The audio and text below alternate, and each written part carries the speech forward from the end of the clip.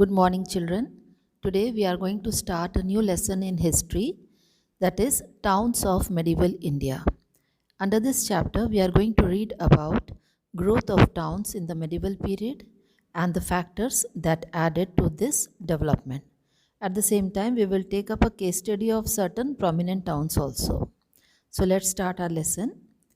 Towns were very important feature during the medieval India. There were various kinds of towns. We can divide it into three categories. First is they were acting as an administrative center. Then they were also the centers of commercial activities and craft production.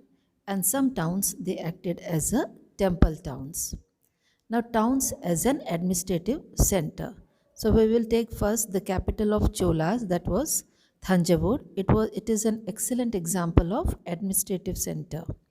Now, in the palace, there were mandapas where the king used to hold court, he used to give orders and make his political and administrative decision.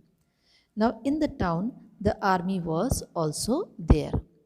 Now, this town was also a center for trade and commerce.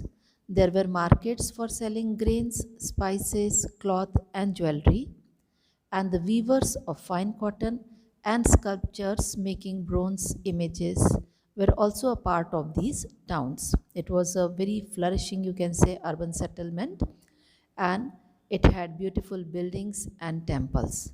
But on the whole, when we see, this town was mainly the center of administration during the Chola period. Now, in the medieval India, there were other administrative centers also, like Delhi and Agra, and these towns were protected by forts.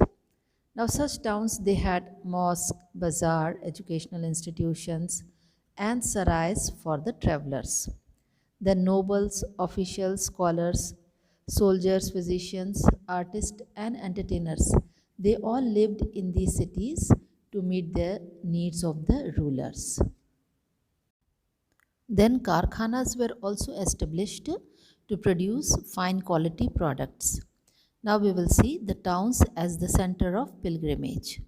Now there were certain towns which were regarded as temple town like Vrindavan in Uttar Pradesh, Somnath in Gujarat, then Kanchipuram and Madurai in Tamil Nadu, and Tirupati in Andhra Pradesh. Now these towns became very important, and these towns they developed when rulers built temples and then they gave them grants of land and money to show their religious devotion.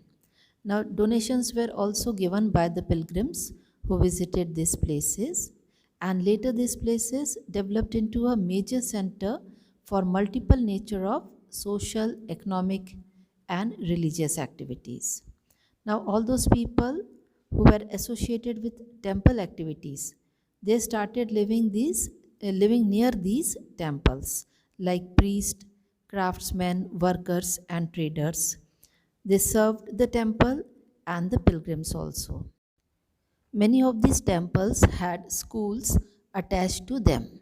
Now we'll take up the commercial towns. Commercial towns they developed along the important trade routes, and gradually these commercial towns they were linked by roads.